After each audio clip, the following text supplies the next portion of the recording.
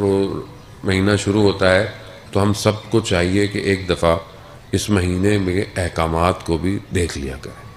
یہ بھی ضروری ہے، گو کہ سب کو آتے ہیں، کوئی اس میں بری بات نہیں ہوتی ہے. بعض اوقات انسان ہے بھول جاتا ہے اس مہینے میں سفر کے احکام کیا ہیں، اس مہینے میں جو ہے وہ کون سی چیزیں ہیں جو روزے کو باطل کر دیتی ہیں. بعض اوقات انسان خامخواہ کی چیزوں میں کنفیوز رہتا ہے. مولانا صاحب ہر سال پوچھتا ہے تیل لگانے سے روزہ ٹوٹ جائے گا، خوشبو لگانے سے روزہ ٹوٹ جائے گا. وہ بھائی نہیں ٹوٹے گا، روزہ اتنا ہلکا نہیں ہے. روزے کی اپنی شرائط ہیں بہرحال، لیکن سیکھنے چاہیے، بری بات نہیں ہے. کوشش کریں اس مہینے میں مذہبی چیزوں کو زیادہ سیکھیں. ویسے ہی انسان مسلمان ہوا ہے، اپنی قرأت اچھی کریں، قرآن کی تلاوت اچھی کریں، نماز کی. علماء اکرام آپ کے درمیان میں موجود ہیں تاکہ اس مہینے سے بھرپور فائدہ جو ہے وہ اٹھایا جائے. عزیزان محترم، پروردگار نے انسان کو دو چیزوں کا مرکب بنا کے بھیجا ہے. ایک اس کا بدن ہے مادہ، ایک اس کی روح ہے جس کا تعلق دوسرے عالم سے ہے.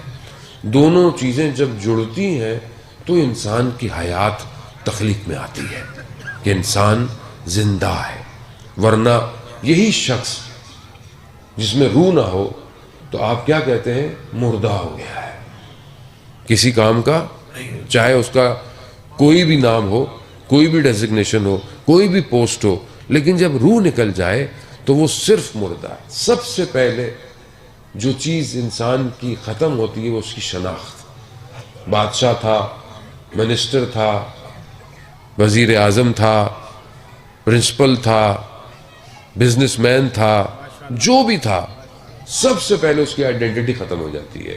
انسان کی حیثیت بس اتنی سی ہے کہ ایسے انسان دنیا میں بہترین کپڑے پہنتا ہے، مہنگے کپڑے پہنتا ہے، خوشبوئیں لگاتا ہے، اسی حالت میں مر بھی جائے نا تو کوئی اس کو ہاتھ لگا لے تو اس کے اوپر غسل میت واجب ہو جاتا ہے. انسان کی یہ انسان کو پتہ ہونا چاہیے کہ زندگی گزارتے وقت اسے کس طرح زندگی گزارنی ہے.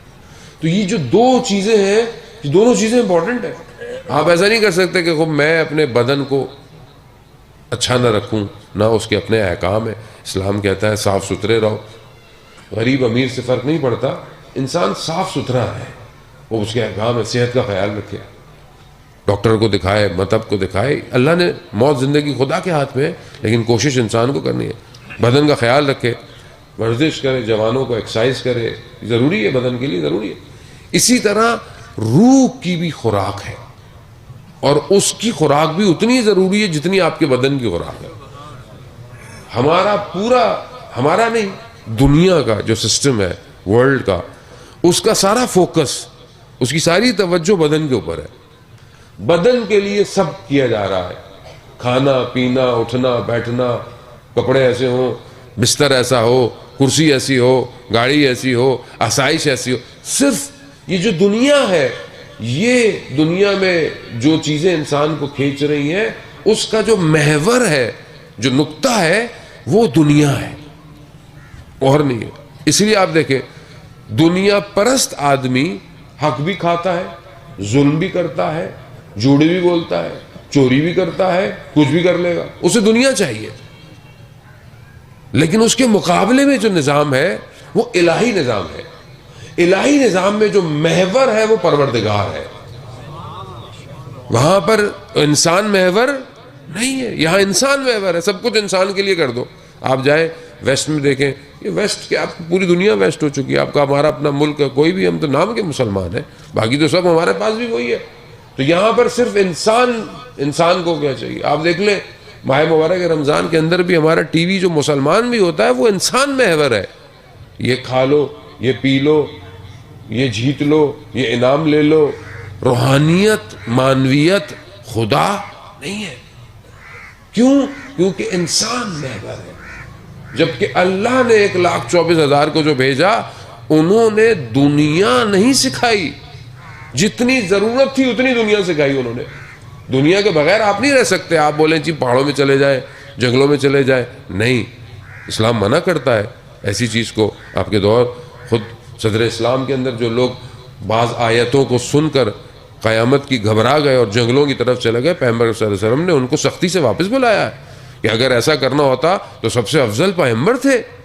اگر ایسا کرنا ہوتا تو غار ہیرا سے وہ ہستی، وہ مبارک، وہ ذات نیچے اترتی نہیں، اوپر بیٹھی رہتی.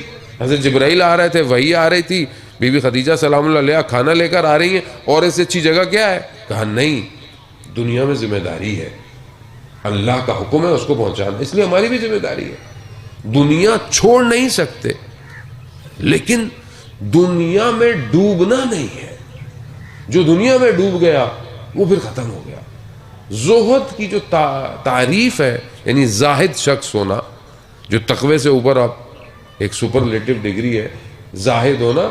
زاہد کا مطلب یہ نہیں کہ آپ دنیا کو ترک کر دیں، دنیا کو چھوڑ دیں، نہیں، دنیا ہو مگر آپ کا دل دنیا میں نہیں ہونا چاہیے. دنیا آپ کے پاس ہو، نام ہو، ویسا اللہ نے آپ کو دیا ہے، آپ اسی حساب سے رہیں، لیکن آپ جو شخص صرف دنیا یا دنیا کے چیزوں میں یا رشتوں میں پھنسا رہے گا، مرتے وقت اس کی روح جو ہے وہ بڑی مشکل سے پرواز کرتی ہے.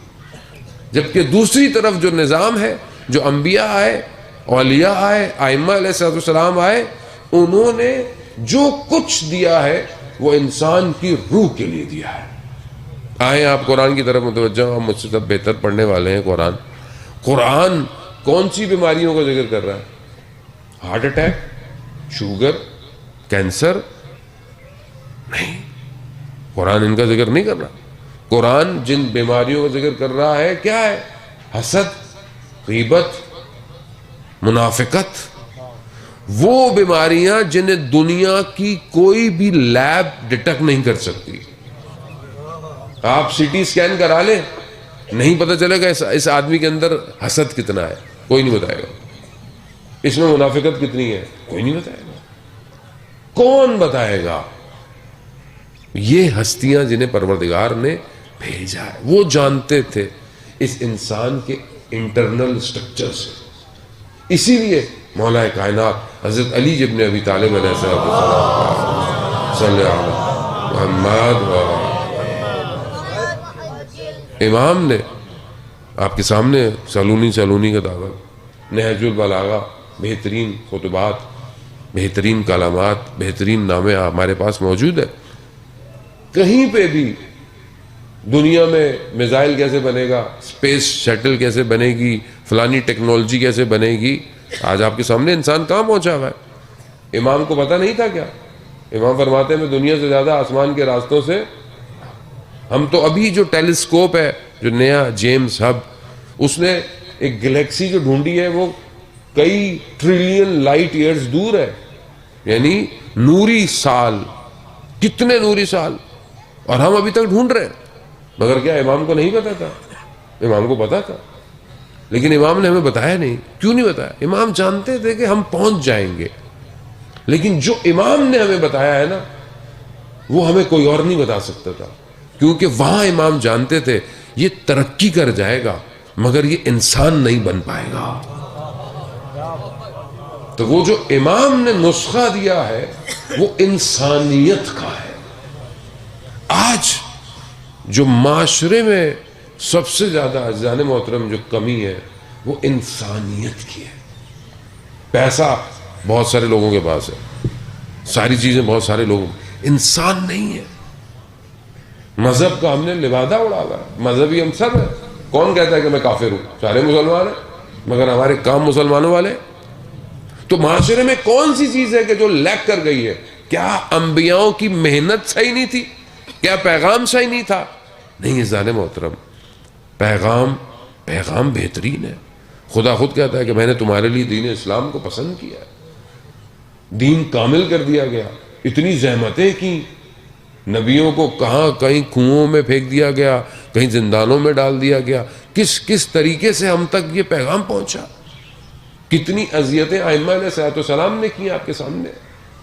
تو آج انسان کیوں؟ کیونکہ وہ صرف بدن کو خوراک دے رہا ہے، روح کو خوراک نہیں دے رہا. روح کو خوراک کی ضرورت ہے. جب تک روح کو خوراک نہیں ملے گی، روح بدن کے اوپر حاوی نہیں آئے گی. اور یہ جو بدن ہے، یہ تو آپ ابھی کل ہمارے کزن صحیح بالکل اچانک سے بس بیماری تیزی سے چند دنوں میں کل دفنا بھی دیا ہم نے. بدن تو یہیں ختم ہو جائے گا، خاک میں مل جائے گا. اصل امتحان بھی روح کا ہے، عذاب بھی روح پر ہے، آسائشیں بھی روح پر ہے، سب کچھ روح نے دینی ہے. تو جس چیز نے سب کچھ کرنا ہے اس کے لیے ہم پریشان کیوں نہیں ہوتے؟ ذرا سا بیماری ہو جائے ڈاکٹر پہ بھاگتے ہیں، شہر میں اچھا نہیں ہے دوسرے شہر چلے جاؤ، فلانے شہر چلے جاؤ. اور یہ بیماریاں بھی ہماری اپنی وجہ سے ہیں، کیونکہ جو ہماری خوراکیں ہیں آج کل اسی وجہ سے ہے. ورنہ جو بزرگ یہاں ماشاءاللہ بیٹھے، خدا ان کا سایہ سالم رکھ، کوئی بیماری نہیں ہوگی، ٹھیک ٹھاک ہوں گے. کیوں؟ کیونکہ نیچرل قدرتی چیزوں کے ساتھ اپنی زندگی جو گزارتا ہے وہ کبھی بیمار نہیں ہوتا. یہ تو دنیا کا بہرحال کاروبار ہے. لیکن کیا ہم کبھی اپنی روح کے لیے کسی ڈاکٹر کے پاس گئے کہ میرے اندر حسد بہت ہے، کسی کے پاس گئے میں فلانے سے جو ہے نا تو اس کی غیبت بہت کرتا ہوں؟ ہمیں پتہ ہی نہیں ہے، ہم اندر سے ختم ہو رہے ہیں، ہمیں نہیں پتا. ملا احمد ناراکی کے والد ملا مہدی ناراکی، جنہوں نے کتاب جامع السعادات لکھی جو اخلاق پر مبنی کتاب ہے، اخلاق کیسے ہونا چاہیے، وہ اصل کتاب انہوں نے لکھی تھی. پھر یہ معراج السادہ جو اردو کے اندر بھی ہے، یہ ان کے بیٹے نے اس کو جو ہے وہ ترجمہ اور تھوڑا سا اور اس کو بہتر کیا. اصل کتاب اردو کی تھی اور عربی کی تھی جو ان کے والد نے لکھی تھی ملا مہدی ناراکی. وہ جب لکھی انہوں نے تو وہ کتاب بہت پذیرائی ہوئی، بہت لوگوں نے اس کو، خاص طور پہ نجف کے علماء نے اس کو بڑا قبول کیا.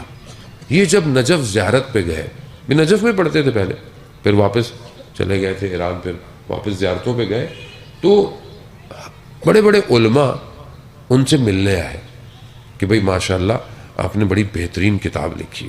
بہت ایک عالم دین ملنے نہیں آئے. وہ کون ہے؟ وہ مہدی، علامہ مہدی بحر العلوم، کہ جو بہت بڑی شخصیت تھی اس زمانے کی بھی اور ویسے بھی بڑی شخصیت ہے، کہ جنہیں وقت کے امام نے اپنے سینے سے لگا کے علم دیا ہو. آپ سوچیں وہ کتنی بڑی شخصیت ہے. وہ نہیں آئے. جب انہیں پتہ چلا تو یہ گئے، ان کا میں جاتا ہوں. تو ان کے جو ساتھ تھے انہوں نے کہا کہ قبلہ آپ کہاں جا رہے ہیں؟ ان کو آنا چاہیے تھا، جیسے ہوتا ہے نا ہمارے بھی آس پاس لوگ ہوتے، تو ان کے ساتھ بھی تھے، آپ کہاں جا رہے ہیں؟ ان کو آنا چاہیے تھا. ان کا نہیں، وہ سید بھی ہیں اور بزرگ بھی ہیں. یہ چلے گئے. وہ درس دے رہے تھے، یہ جا کے بیٹھے درس دے رہے، درس ختم ہوا وہ اٹھ کے چلے گئے، یہ بھی اٹھ کے چلے گئے. کچھ دن گزرے، انہوں نے بولا میں پھر چلتا ہوں. ساتھ والوں نے بولا بس کرے مولانا صاحب، گئے تو تھے، انہوں نے تو دھیان ہی نہیں دیا. ان کا کوئی مسئلہ نہیں ہے، سید ہے، بزرگوار ہے. پھر درس دے رہے تھے، درس ختم ہوا وہ بھی اٹھ کے چلے گئے، یہ بھی اٹھ کے چلے گئے. یہ پھر زیارتوں پہ گئے، کربلا، سامرا، کاظمین سب کر کے واپس نجف پہنچے. جانے لگے نجف سے واپس جب، تو انہوں نے بولا میں ایک اور دفعہ سید کی خدمت میں چلتا ہوں. کسی نے بولا بس کر دیں، کتنا اپنے نفس کو توڑیں گے آپ؟ نہیں. جیسے ہی یہ نکلے اور ان کو پتا چلا کہ یہ آ رہے ہیں، وہ ننگے پاؤں دوڑتے ہوئے ان کو گلی کے کونے سے لے کے گئے، بٹھایا، گفتگو کی، سب کچھ کیا. تو علامہ مہدی بحر العلوم نے ان سے پوچھا کہ آپ پوچھیں گے نہیں کہ میں آپ کے پاس کیوں نہیں آیا، اور جب آپ آئے تو میں نے آپ سے صحیح طرح بات نہیں کی؟ کہا نہیں مجھے نہیں پتا. کہا اصل میں دیکھنا چاہتا تھا کہ جو اخلاق کی کتاب آپ نے لکھی ہے وہ اخلاق آپ میں پایا جاتا ہے یا نہیں جاتا. ضروری ہے نا، آدمی اتنی بڑی بڑی باتیں کرے، ممبر پہ بیٹھ گئے، نیچے اترے، ذرا سی بات پہ آدمی اکھڑ جائے تو اس کا مطلب کیا ہے؟ اس کا مطلب ہے کہ اندر معاملہ گڑبڑ ہے، اوپر ہے. اصل ہے ہی اندر. انسان کا باطن صحیح ہو جائے، انسان آسمانوں پہ پرواز کر جاتا ہے. انسان کی توجہ ہی چھوٹی سی جگہ پہ پھنسی ہوئی ہو، آدمی کیا کرے گا؟ جانے محترم، وہ بہت ضروری ہے. یہ مہینہ یہی طاقت دیتا ہے. یہ بالکل اس کی مثال علامہ مصباح یزدی رضوان اللہ تعالی علیہ فرماتے کہ انسان کی مثال پرندے کی جیسی ہے. پرندہ اڑنا چاہتا ہے لیکن پنجرے میں قید ہے. اڑ نہیں پاتا. کہا بالکل انسان بھی ایسے ہی ہے. انسان پرواز کرنا چاہتا ہے لیکن اس کا بدن اس پنجرے کی طرح ہے جس نے اس کو روکا ہوا ہے. وہ فرماتے ہیں کہ یہ مہینہ ماہ مبارک انسان کو یہ توفیق دیتا ہے کہ وہ اس بدن کے پنجرے سے آزاد ہو جائے. آزاد ہو جائے نا. حلال کھانا رکھا ہوا ہے, نہیں کھانا. کیوں نہیں کھانا؟ ابھی افطار نہیں ہوا. کتنا آدمی یوں دیکھ رہا ہوتا ہے, 1 منٹ رہ گیا, پہلے کر لو, 2 منٹ پہلے کر لو. نہیں. کیوں؟ حکم پروردگار ہے. کتنا انسان مضبوط ہو جاتا ہے. حکم پروردگار ہے. اور آپ دیکھیں کہ اوپر والے کا بھی کیا کرم ہے کہ جب حضرت موسیٰ علیہ السلام نے پروردگار سے کہا, کلیم اللہ تھے, گفتگو کرتے تھے, کلام کرتے تھے, کہا پروردگار کوئی اور بھی ہوگا جو تجھ سے باتیں کرے گا؟ تو پروردگار نے کہا ہاں موسیٰ, آخری امت کے کچھ لوگ ہوں گے کہ وہ مجھ سے باتیں کریں گے, اور جب وہ مجھ سے باتیں کریں گے تو میرے اور آپ کے درمیان تو حجاب ہے, ان کے اور میرے درمیان میں کوئی حجاب نہیں ہوگا. کہا وہ کون لوگ ہوں گے پروردگار؟ کہا وہ روزے دار ہوں گے جو وقت افطار مجھ سے گفتگو کریں گے. کہاں پہنچا دیا پروردگار نے کہ روزے کا وقت جب آپ افطار کر رہے ہوتے ہیں, ہمیں تو بڑی جلدی ہوتی ہے روزہ ٹوٹ نہ جائے, یہ بھی کھا لو وہ بھی کھا لو. تھوڑی دیر اگر آپ اس لمحے میں اپنے آپ کو کنیکٹ کر دیں, بس یہی چاہتا ہے پروردگار. اس کو ہماری بھوک اور پیاس سے کیا ہے؟ وہ تو رابطہ چاہتا ہے. تو یہ رابطہ کر لو کسی طریقے سے. یہ مہینہ روح کو کمال پہ پہنچانے کا مہینہ ہے, اور اگر یہ روح کمال پہ نہیں پہنچی پھر کوئی آپشن نہیں ہے. پورا سال کوئی آپشن نہیں ہے. جو شب قدر میں اپنی مغفرت نہ کرا پائے, روایات معصوم کی, چھٹے معصوم کی روایت, جو شب قدر جس کی مغفرت نہ ہو پائے تو وہ روز عرفہ کا, شب عرفہ کا انتظار کرے. بدنی انسان کو نصیب ہو کے نہ ہو. اس مہینے میں بدن کو چھوڑ دے, یہ کھانا ہے وہ کھانا, اچھا ہے اللہ نے حلال دیا ہے کھائیں. توجہ اس پہ رکھیں جو دسترخوان خدا نے لگایا ہے. یہ دسترخوان تو ہم لگاتے ہیں, جو دسترخوان خدا نے لگایا ہے وہ کیا ہے؟ وہ عبادتیں ہیں, دعائیں ہیں. ہر روز کی دعا, ہر نماز کے بعد کی دعا, دعائے افتتاح, دعائے سحر, دعائے ابو حمزہ, قرآن کی تلاوت. یہ ہے, یہ خدا کا دسترخوان ہے. اس میں سے کتنا ہم اٹھا رہے ہیں روز؟ روز پوری نہ پڑھیں آپ, تھوڑی پڑھیں, لیکن پڑھیں تو صحیح. ایک آیت کی تلاوت پورے قرآن کی تلاوت کے برابر ہے. بس جانے مت, صرف تلاوت کریں نہ, تلاوت کریں ثواب ہے, لیکن سمجھیں بھی صحیح کہ خدا کیا کہہ رہا ہے. یہ بھی تو ضروری ہے. قرآن حفظ کر لیا, وہ آپ ہی کے ادھر ہی آس پاس کے, میں بہرحال بہت زیادہ پاکستان آتا نہیں ہے تو اس معاملے میں بہت لوکیشن مجھے صحیح طرح نہیں پتہ ہوتی, کہ تسبیح پھیری دل نہ پھریا کی کرنا تسبیح نو پھیر کے ہو. تو آپ بھی قرآن حفظ کیا ہوا ہے, پڑھے جا رہے ہیں, پڑھے پتہ ہی نہیں ہے کہ پڑھ کیا رہا ہوں میں. وہ کلام کہ جس سے بہتر کوئی اور کلام نہیں ہے دنیا میں, وہ جو انسان کے گوشت میں مل جائے تو انسان کو کہاں پہنچا دیتا ہے. وہ کہ جسے نیزے پر میرے ارباب نے پڑھا ہو, وہ کلام کیا کلام ہوگا. اس طریقے سے پڑھے. علماء قرآن پڑھتے تھے, میں ظاہر ہم تو طالب علم ہیں, وہ بھی ٹوٹے بوٹے سے, قرآن کی آیتیں پڑھتے تھے, ان کی آنکھوں میں آنسو جاری ہو جاتے تھے. اللہ بذکر اللہ تطمئن القلوب, آگاہ ہو جاؤ, اللہ کا ذکر دلوں کو اطمینان دیتا ہے. وہ بھی اللہ کا ذکر مجھے اطمینان کیوں نہیں دے رہا؟ میں کیوں اتنا مضطرب ہوں؟ کیونکہ میں نے اپنی تاروں کو جوڑا ہوا ہے. یہ باہر تاریں ہوتی ہیں، اب تو جو نئے شہر بنتے ہیں اس میں یہ زمین میں ہوتی ہیں، نیچے ساری الیکٹریسٹی بھی نیچے ہوتی ہے، گیس بھی نیچے ہوتی ہے. ابھی ہمارے یہاں تو کسی چھوٹے شہر میں چلے جائیں نا، جو ٹیلی فون والی جو کھمبا ہوتا ہے نا، اس سے پتہ چلتا ہے کتنی تاریں جڑی ہوئی ہیں. سمجھ نہیں آتی تار کس کی ہے. ہماری زندگی بھی اتنی ڈسٹرب ہے. ہم اللہ اکبر کرتے ہیں نا نماز میں، ساری تاریں کھینچنا شروع کر دیتی ہیں. پھر بھول جاتے ہیں دوسری رکعت تھی، تیسری رکعت تھی. پھر یہ سوچتے ہیں کہ میں سوچ کیا رہا تھا دوسری رکعت میں. تو انسان کہتا ہے اچھا یہ تو دوسری رکعت تھی بھائی، ابھی تو چوتھی. میں اپنی بات کر رہا ہوں، خدا نخواستہ آپ کو نہیں کہہ رہا. اتنا پھنسا ہوا رشتوں میں، دنیا میں.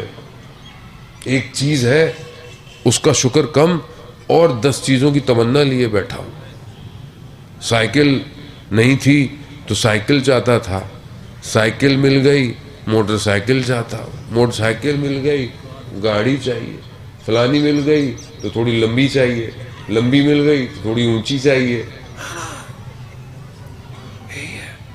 پھنسا ہوا ہے آدمی. یہی یہ پھنسا ہوا ہے نا، آزاد نہیں کر رہا. یہ کہیں ختم نہیں ہوگا، انتہا نہیں ختم ہونی ہے. ظالم محترم، نمرود، قارون، فرعون، قرآن مثالیں دے رہا ہے. یہ کیوں دے رہا ہے قرآن ان کی مثال ہے کہ یہ ختم نہیں ہو رہا تھا ان کے پاس سب کچھ. قارون کے خزانے اتنے تھے کہ پتہ نہیں کتنے اونٹوں پہ تو صرف چابیاں ہوتی تھی اس کی. کدھر گیا خزانہ؟ شداد 300 سال تک جنت بناتا رہا آدمی، مگر جنت میں وہ نبی وہ اللہ نے بھیجا کہ بھائی اس کو تبلیغ کرو، سمجھاؤ، سب معاف ہو جائے گا. اس نے بولا معاف ہو جائے گا تو کیا ہوگا؟ کہا جنت ملے گی. کہا جنت ملے گی؟ کیوں جنت میں کیا ہے؟ کہا ایسے باغ ہوں گے، ایسے محل ہوں گے، ایسا کچھ ہوگا. اس نے بولا یہ کون سی بڑی بات ہے، میں خود بنا لیتا ہوں. اس نے 300 سال میں بہترین جگہ، کہتے ہیں دمشق کے آس پاس ہی ہوگی کوئی جگہ، وہاں لی، اور 300 سال لگے. 300 سال بعد جب وہ آیا تو اس نے دروازے پہ دیکھا کہ کوئی ایسا چہرہ ہے جو اس نے پہلے نہیں دیکھا تھا کام کرنے والوں. کہا تم کون ہو؟ کہا میں ملک الموت ہوں. کہا کیوں؟ کہا تمہاری روح قبض کرنے آیا. کہا مجھے اتنی تو اجازت دو کہ میں اندر چلا جاؤں. جب وقت آ جائے، ایک پاؤں زین میں تھا، ایک ہوا میں، روح قبض ہو گئی. یہ ختم نہیں ہوگا، کبھی ختم نہیں ہوگا. باپ ساری زندگی محنت کرتا ہے کہ میں اولاد کو کچھ دے دوں، اولاد کے لیے کر لوں، اولاد کے لیے کر لوں. ختم ہو جاتا ہے. پیچھے اولاد پتہ نہیں کیا کرتی ہے. ہر کوئی اپنا نصیب خود لے کے آتا ہے. آپ اپنا کریں کام، اولاد کو ان کے نصیب پہ چھوڑیں، وہ خود کریں اپنے محنت. آپ اپنی آخرت کا انتظام کریں.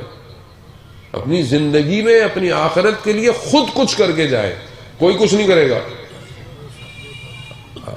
انشاءاللہ کہ یہ اولادیں اچھی ہیں جو اپنے والد صاحب کے لیے پروگرام کرا رہی ہیں، اور لیکن ہر اولاد آج دنیا کی کہاں اتنی اچھی ہے باقی تو صالحات قرار پائے. جانے خوب اس طرف کا سوچیں. یہ تو محدود سی زندگی ہے. حضرت آدم، حضرت نوح، بڑی لمبی لمبی. حضرت نوح سے روایات میں ہے کہ حضرت نوح کے پاس جب حضرت اسرائیل تشریف لے کر آئے تو دھوپ میں تھے لیٹے ہوئے، تو جب آئے تو ان کا مجھے چھاؤں میں آنے دو بس. اور جب پوچھا گیا، بات معصومین سے یہ روایت ہے کہ پوچھا گیا کہ یہ کتنی زندگی تھی؟ 2500 سال، 2500 سال، 2500 سال زندگی تھی. پوچھا کیا تھا زندگی میں؟ کہا دھوپ سے چھاؤں میں آنے کا نام ہے زندگی. یہاں تو زندگی، اب تو زندگی چھوٹی ہو گئی ہے نا. اب تو کووڈ کے بعد ویسے ہی مشکل میں آئے ہوئے، کرونا کے بعد وہ ویسی خوراکیں ہماری، ڈپریشن. آج جوان کو بلڈ پریشر بھی ہے، جوان کو ہارٹ اٹیک بھی ہوا ہے، جوان کو شوگر بھی ہے. کیوں؟ زندگی اتنی سی زندگی ہے. اور ہماری آپ زور دیکھیں زندگی کے اندر کتنا چل رہا ہے. اور جہاں ہم قرآن کہہ رہا ہے کہ ہم فیہا خالدون، تم وہاں ہمیشہ رہو گے. وہاں جہاں ہمیشہ رہنا ہے وہاں کے لیے ہمارے پاس کیا ہے؟ جی پلاٹ لے لیں کالونی بن رہی تھی پنجاب میں، تو سارے کھیت ویت کاٹ کے کالونیاں ہی بن رہی ہیں. تھوڑے دنوں میں تو یہاں پہ صرف گھر ہی گھر ہوں گے، کھیتی باڑی ختم ہو جائے گی پنجاب میں. اور آپ کہتے ہیں جی میں نے فلانی جگہ پلاٹ لیا ہے. اچھا پھر؟ ابھی وہاں بنیادیں ڈلیں گی، ابھی وہاں چھت ڈلے گی، پھر گھر بنے گا. کیوں؟ جو اچھی جگہ ہے، ہم وہاں رہنا چاہتے ہیں.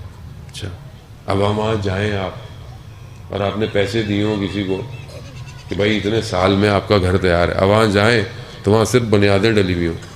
بولا یہ کیا کیا؟ کہا کیوں؟ کہا بھائی ہم نے تمہیں پیسے بھیجے تھے گھر بنانے کے لیے. کہا بھائی جتنے بھیجے تھے اس میں یہی ہو سکتا تھا. تو قیامت کا جو پلاٹ ہے اس کو ہم نے خود بنانا ہے. قرآن کہہ رہا ہے کہ جو تم کرو گے ساتھ لے کے جاؤ. اور عمل انسان سے پہلے پہنچتا ہے، پہلے پہنچتا ہے. ہم اپنے ساتھ کیا لے کے جا رہے ہیں؟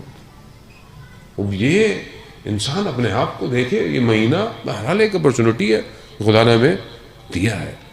اس مہینے میں جو ایک اور چیز جو سب سے زیادہ امپورٹنٹ ہے وہ، کیونکہ قرآن کا مہینہ ہے، دوسری چیز جو سب سے زیادہ امپورٹنٹ ہے وہ ناطق قرآن ہے. یہ قرآن کس کے اوپر نازل ہو رہا ہے؟ تنزل الملائکۃ، یعنی ملائکہ نازل ہوئے نہیں تھے، ہوتے ہیں، ہو رہے ہیں. یعنی ہر سال جب بھی یہ شب قدر آتی ہے ملائکہ نازل کس کے اوپر نازل ہو رہے ہیں؟ میرے آپ کے اوپر آ رہے ہیں، کسی جگہ پہ آ رہے ہیں، اس ہستی کے پاس کہ جو اس وقت وجہ موندن کائنات ہے.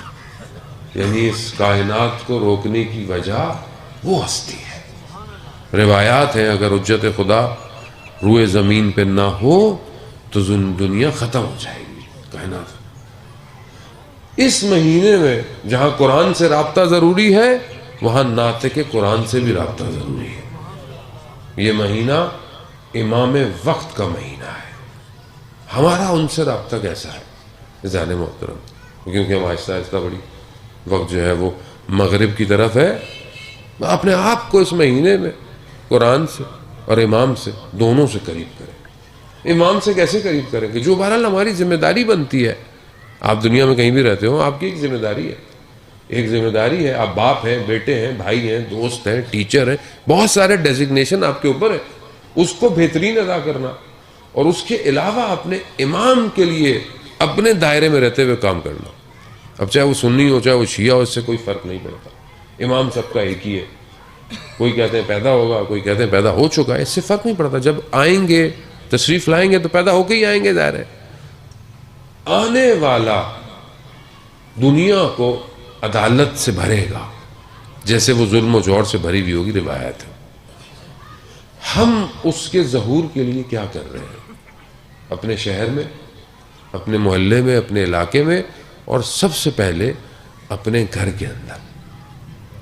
ایک عالم دین کا واقعہ بیان ہوتا ہے کہ بہت اس کو تڑپ تھی امام سے ملنے کی.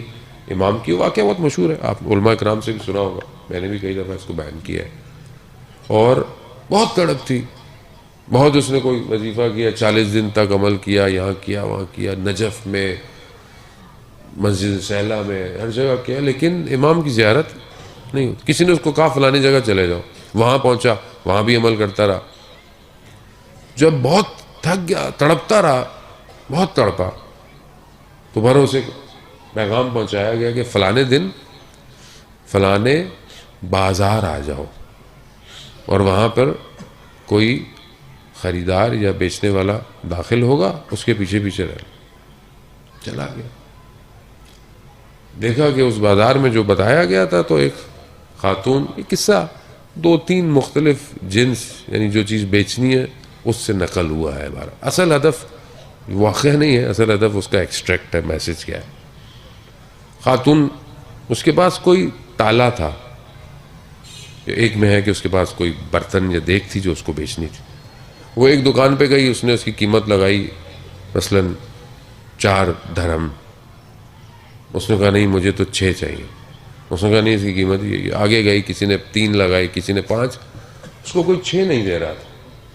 ایک دکان پہ گئی تو اس نے بولا کہ کتنے, اس نے بولا ابھی بھی کتنے چاہیے؟ اس نے مجھے 6 چاہیے. کہا 6 کیوں چاہیے؟ کہا کہ مجھے 6 اس لیے چاہیے کہ میرا بچہ مریض ہے, مجھے اس کے لیے دوا دارو ادویات لینی ہے. اس نے جب دکان والے نے یہ سنا نا تو اس نے بولا کہ آپ کا یہ تالا تو بڑا مہنگا ہے. کہا کیوں؟ کہا یہ تو 12-15 درہم کا ہے. اس نے بولا بازار میں کوئی 3-4 درہم کا نہیں خرید رہا, آپ 12-15 کی بات کہہ رہا ہے. نہیں آپ کی مرضی, بیچنا ہے تو بیچے, یہ بہت مہنگا تالا ہے. خیر اس نے کہا چلو دے رہا ہے جتنا, اس کو پیسے دے دیے, اس نے دے دیے. اب وہ پیچھے جو ساتھ تھا وہ دکان والے کے پاس تھا. کہا تم صحیح کاروبار کرنے والے نہیں ہو. کہا کیوں؟ کہا پورے بازار میں کسی نے 5 سے زیادہ قیمت نہیں لگائی اس کی, اور تم جو ہے وہ 12 یا 15 درہم کے اندر تم نے اس کو تمہیں کاروبار کرنا نہیں آتا. کہا میں نے تالا نہیں خریدا. ہاں کیوں؟ کہا اس کا بچہ بیمار تھا, دوا کے ساتھ اس کو کچھ دن کے لیے کھانے کی بھی تو ضرورت تھی. کہا میں نے اصل میں کچھ اور خریدا ہے. تو وہ آواز غیبی اس عالم کے پاس آئی, اس جیسے ہو جاؤ, چلوں کی ضرورت نہیں ہے, ہم خود تمہارے پاس آ جائیں گے. یہی چاہیے.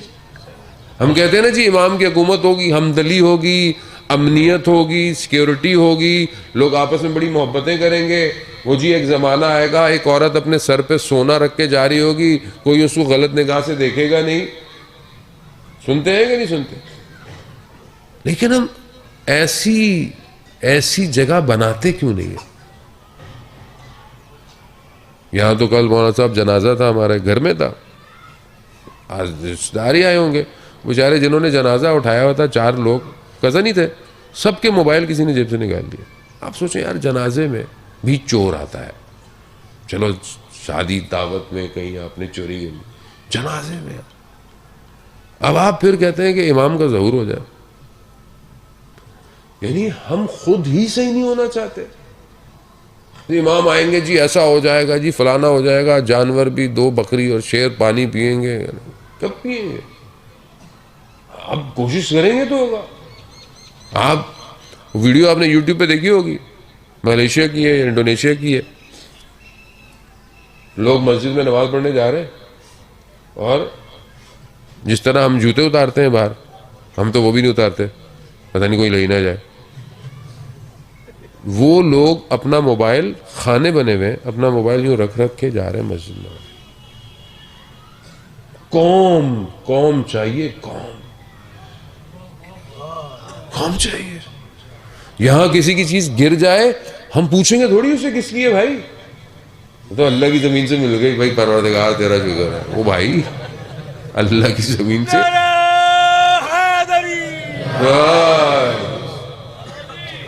پوچھے. آپ کا شہر ایسا ہونا چاہیے. اللہ صلی علی محمد. شہر محلہ ایسا ہونا چاہیے کہ لوگوں کے دروازے کھلے ہوئے ہوں, کوئی جھانکے نہیں. ایسا ہونا چاہیے نا. شرم و حیا اس مقام پر ہو کہ انسان دوسرے کے گھر کو اپنا گھر سمجھے, دوسرے کے مال کو اپنا مال سمجھے. یہ ایک کب ہوگا؟ اسلام کس لیے آیا تھا؟ مدینہ فاضلہ کی جب ہم گفتگو کرتے ہیں کہ مدینہ جیسا ہو جائے, ایسا ہو جائے, کیسے ہوگا جانے محترم؟ وہاں تو مہاجر اور انصار وہ تھے جن کے 2 کمرے تھے تو لوگوں نے 1 کمرے مہاجرین کو دے دیے, 1 انصار کو دے دیے. کسی کا 1 کمرہ تھا تو اس نے اس کے بھی 2 حصے کر دیے. باتیں ہم سے آپ کرا لو باری, کام ہمارا کوئی نہیں ہے. میں خدا نخواستہ آپ کو نہیں کہہ رہا کہ آپ برا مان جائیں, نہیں, میں بھی شامل ہوں, سب شامل ہیں. اپنی ذات سے شروع کریں, اپنے آپ سے شروع کریں. اور یہ مہینہ یہ موقع دے رہا ہے کہ میں اپنے آپ کو دیکھوں کہ کہاں سے میری کمزوری ہے, اس کو میں اپنے آپ کو ٹھیک کروں. پھر یہ موقع نہیں ملنے والا. مارا. پر میں بہت معذرت چاہتا ہوں علماء کرام سے، ان کے درمیان میں سما خراشی کا باعث بنا. میری گھڑی بڑی تیزی سے آگے کی طرف بڑھ گئی ہے، مجھے پتہ نہیں چلا. یا آپ کا حسن محبت ہے کہ آپ جس طرح بیٹھے ہوئے. جان محترم، ہمارے پاس جو اللہ نے ہمیں دیا ہے، میں خود سے اپنے آپ کے لیے کہہ رہا ہوں کہ ساری عبادتیں کھوکھلی ہیں سوائے ایک عبادت کے، اور وہ ہے سید الشہداء پر گریہ کرنا. اس میں کوئی ملاوٹ نہیں ہے، کیونکہ یہ بناوٹی ہو ہی نہیں سکتی. یہ جس کو غم ہوتا ہے نا وہی روتا ہے. آپ کا اپنا کوئی دنیا سے چلا نہ کرے، آپ کو خدا کوئی غم دکھائے سوائے غم حسین کے، لیکن کوئی چلا جائے نا کتنا روتا ہے آدمی، ٹھیک ہو جاتا ہے. مگر یہ کیسا غم، سالوں سالوں گزر گئے، لاکھوں مجلسیں آپ نے بھی سن لی ہوں گی، کتنی ہم نے پڑھ لی ہوں گی، مگر جب بھی سیدہ کے اس بیٹے کا ذکر آتا ہے انسان کی آنکھیں نم ہو جاتی ہیں. یہ کمال ان کا ہے، ہمارا نہیں ہے. یہ انہوں نے کمال کیا ہے. رمضان کا مہینہ ہے، پیاس کا مہینہ ہے. آپ نے مولانا صاحب نے آپ کی خدمت میں مصائب ذکر کیے کہ پیاس انسان کو کربلا والوں کی پیاس کے قریب کرتی ہے. ابھی تو موسم بہرحال بہتر ہے، لیکن بہرحال گرمیوں کے روزے آپ نے بھی رکھے. آپ سوچیں کہ وہ کتنے دن کے پیاسے تھے، اور صرف پانی کا مسئلہ نہیں تھا.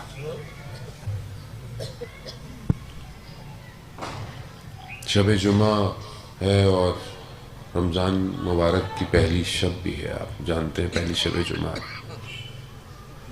ویسے بھی شب جمعہ زیارت سید الشہداء مستحب ہے، انسان جو ہے وہ امام کی زیارت کرے. انشاءاللہ خداوند متعال آپ سب کو کربلا کی زیارت نصیب فرمائے.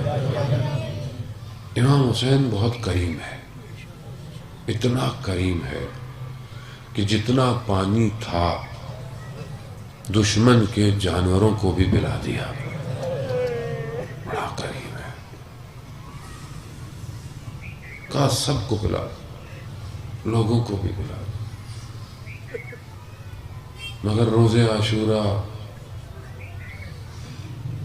سامنے والوں نے چھوٹے سے بچے کو بھی پانی نہیں دیا. یہی تو فرق ہے کہ اس چھوٹے بچے نے نا جنگ جیت لی. چھوٹے بچے ہے 6 ماہ کا، مگر یزید کے چہرے سے نقاب اتار دیا. دنیا یہی کہتی ہے نا بھائی دشمنی تھی تو چلو بڑوں سے تھی، بچے کا کیا تھا. اور امام بھی جانتے تھے. روکنے والوں نے کہا نا کہ مولا آپ جا رہے ہیں، عورتوں اور بچوں کو کیوں لے کے جا رہے ہیں. امام امام تھے، امام بہتر جانتا ہے کہ یہ ہر شخص اپنا کردار ادا کرے گا. حاج مرزوق بہت بڑے مرثیہ خواں گزرے ہیں، عراق میں عزاداری کو قائم کیا، مخصوص ماتمداری. بڑے لوگوں نے کہا کہ آپ تہران چلے جائیں اور وہاں پہ جا کے بھی عزاداری قائم کریں، تو کہا میں نہیں. خواب میں سید الشہداء علیہ السلام کو دیکھا اور انہوں نے کہا کہ حاج مرزوق آپ ادھر جائیں. آئے، زندگی کو دیکھا. حسین یکتا جو راوی ہیں وہ بیان کرتے ہیں کہ جن آخری ان کی زندگی کے ایام تھے تو میں ان کی خدمت میں حاضر ہوا، تو انہوں نے مجھے ایک واقعہ بتایا. کہا کہ کچھ دن پہلے مجھے بخار ہوا، اور آپ جانتے ہیں کہ جب انسان کو ٹیمپریچر ہو تو زبان خشک ہو جاتی ہے. تو کہا میرے پیاس کی شدت مجھے جب لگی نا تو میری 3 بیٹیاں ہیں، راضیہ، مرضیہ، فاطمہ. تو میں نے پہلے اپنی ایک بیٹی کو کہا راضیہ پانی لے کر آؤ۔ تو میں نے دیکھا کہ ایک نقاب پوش بی بی تشریف لائی ہے۔ پھر میں نے کہا مرضیہ، تو وہ بی بی اور آگے بڑھی۔ پھر جب میں نے کہا فاطمہ، تو وہ بی بی نے اپنی چادر کے اندر سے پانی کا گلاس نکالا، کہا حاج مرزوق ہم آ گئے ہیں نا پانی پلانے کے لیے۔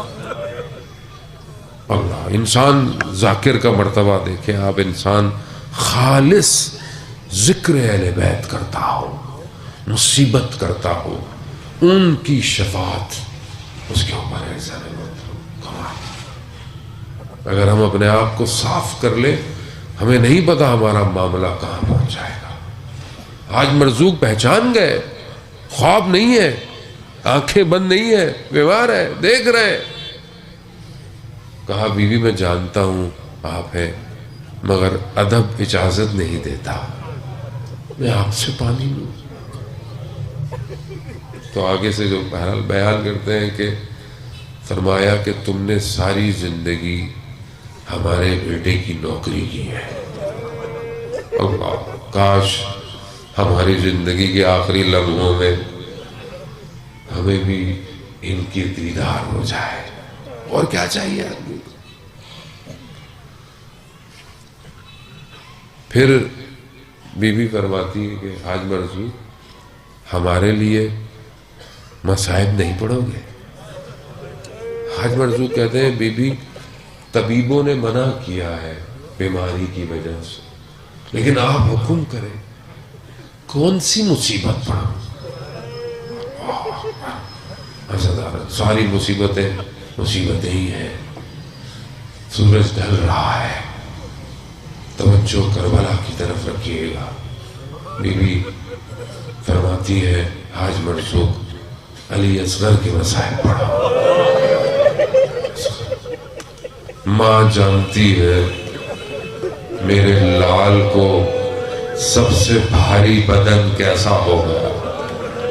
کون سا بدن بھاری؟ سارے بدن بھاری۔ روز عاشورہ کربلا بکھرا ہوا ہے گلشن زہرا سے۔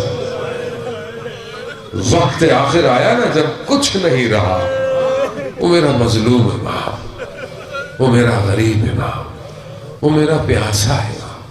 ابھی روزے کا وقت قریب ہے نا، تو آپ کو گلا خشک ہو رہا ہوگا۔ میں صبح بھی مجلس پڑھ رہا ہوں، رستے میں سفر کر کے میں آیا ہوں، میری خشکی تھوڑی آپ سے زیادہ ہوگی شاید۔ انسان احساس کرتا ہے چلو روزے کا وقت آ رہا ہے، اب تو پانی ملنے والا ہے۔ اللہ، یہاں جتنا وقت بڑھتا جا رہا تھا، پیاس کی شدت تو اپنی جگہ، جگر میں تاب بھی بڑھتے گئے۔ اٹھا کے میں آپ نے کون سی محنت کی؟ ادھر یہ زہرا کا لال صبح سے بدن اٹھا کے آخری وقت، حل من ناصر ینصرنا، ہے کوئی مدد کرنے والا؟ وہ جن کے گھروں میں ملائکہ آتے ہو، وہ جو رسول کے دوش پر زینت ہو، وہ جسے رسول نے اپنی زبانوں سے اپنے علم کو متصل کیا ہو، وہ جو سید الشباب اہل الجنہ ہو، وہ جو قرۃ عین زہرا ہو، وہ روز عاشورہ کہتا ہے کوئی میری مدد کرنے والا؟ خیموں میں کوہرام، میرا مولا خیموں کہا، میں نے کہا کہ جب تک زندہ ہوں، کہا مگر جب سے بچے نے یہ سنا ہے یہ کسی آغوش میں سکون نہیں لے رہا، ادھر بھی بے چینیاں ہیں ادھر بھی بے چینیاں ہیں، چھوٹا بچہ ہے۔ خدا بے اولادوں کو علی اصغر کے ذریعے میں اولاد نرینہ عطا کرے۔ امام نے اپنے آغوش میں بچے کو لیا، بچہ خاموش ہو گیا، خاموش۔ بچہ بھی جانتا ہے کہ یہی میری آغوش ہے، بس ازلا سلام ہو ان ماؤں پر۔ بچہ بیمار ہو نا چھوٹا، باپ ہاسپٹل لے کے جائے تو ماں دروازے پہ کھڑی دیکھتی رہتی ہے. ہائے ہائے وہ ماں جس کے شہزادے کو حسین نے سمیٹا پانی پینے جا رہا ہے. امام نے اپنی ہوا میں رکھا, چل پڑے. دشمن سمجھا کہ امام کوئی قرآن لے کر آ رہے ہیں. جیسے ہی ابا ہٹی تو قرآن نہیں تھا, قرآن کا پارا تھا.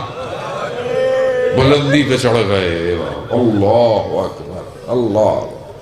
ایک فیملی کہتی ہے کہ سردیوں کی سخت راتیں تھیں, برف باری تھی, ہائی وے پہ گاڑی خراب ہو گئی.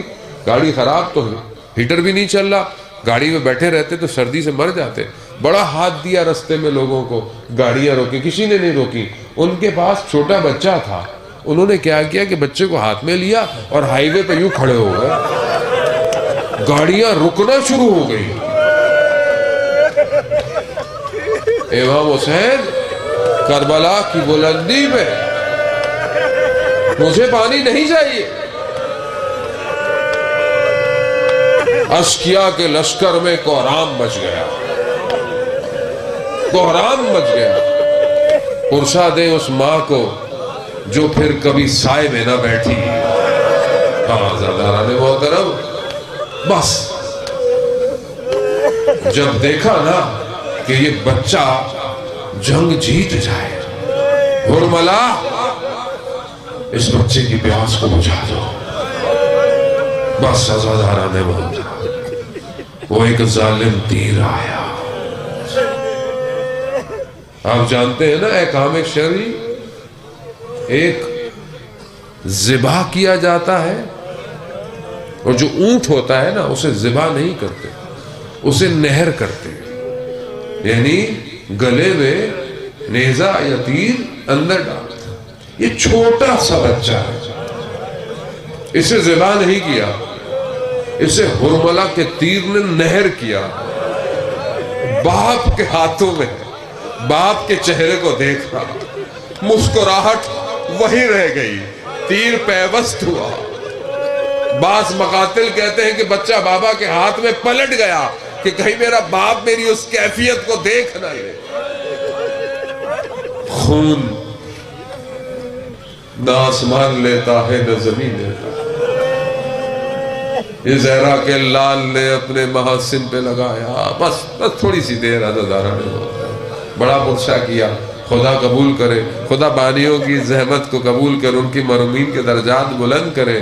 عزادارہ نے محترم اتنے بدن اٹھائے سارا دن, میرا مولا تھکا نہیں, لیکن چھوٹا سا بدن اتنا بھاری ہو گیا. ایک قدم آگے بڑھاتا ہے, انا للہ, ایک قدم پیچھے اٹھاتا ہے. کیا ہو گیا مولا, کیوں نہیں چلا جا رہا؟ نہیں پتا آزادارہ نے بات کس حال سے خیموں میں جائے. بعض مقتل کہتے ہیں خیموں میں نہیں گیا بچہ, بعض مقاتل کہتے ہیں کہ نہیں خیموں میں گیا مگر فوراً لے لیا کہیں ماں مر نہ جائے. بس عزادارہ نے آپ کی زحمت تمام ہوئی. بچے کو لیا, جو کربلا گئے ہیں انہوں نے خیمے گاہ دیکھی ہو. خیموں کے پیچھے کہیں مولا نے چھوٹی سی قبر بنائی اور علی اصغر کو اس میں سلا دیا. مقاتل کہتے ہیں امام سے اٹھا نہیں گیا. آواز غیبی آئی, حسین اٹھ جاؤ. بس مصیبت یہاں تک ہوتی تو بھی شاید.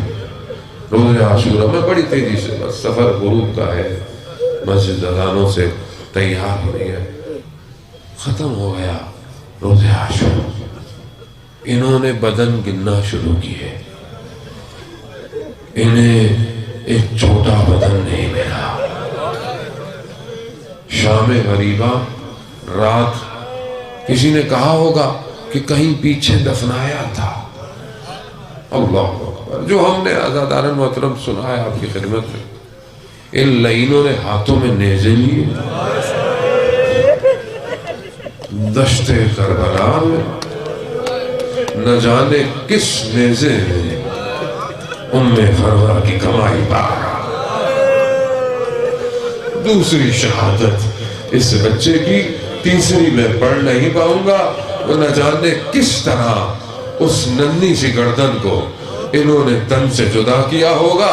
عزاداران محترم، بس یہی تو وجہ تھی کہ یہ جو ماں تھی نا، یہ جب گئی پورا سفر کر کے واپس اربعین میں آئی نا، تو سب سیدزادیاں کہتے ہیں کہ مدینہ جانے لگی۔ یہ کہتی ہے کہ میں مدینہ جا کے کیا کروں گی، میرا سر کا تاج حسین بھی ادھر ہے، میرا لال علی اصغر بھی ادھر ہے۔